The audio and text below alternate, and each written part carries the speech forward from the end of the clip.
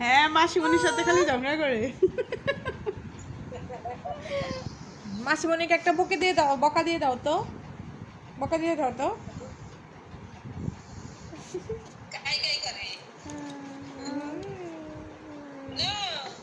ওই যে টিটা ডাকে আমাকে তুমি পড়ো, তুমি পড়ো, তুমি পড়ো। ভাঙ্গা সাঁকো পার হতে গিয়ে ভাঙ্গা বাঁশের উপর থেকে পড়ে ওখানেই মারা যায়। তবে তার আত্মাকে আজও গভীর রাতে গ্রাম পাহারা দিতে দেখা যায়। সত্যি গ্রামগঞ্জে কত রকমের অলৌকিক ঘটনা আছে, তাই না? হ্যাঁ, ঠিকই বলেছিস। এছাড়াও তো আরো অনেক কিছুই আছে বাবা। এজন্যই বলছি, গ্রামে নতুন এসে একটু সাবধান।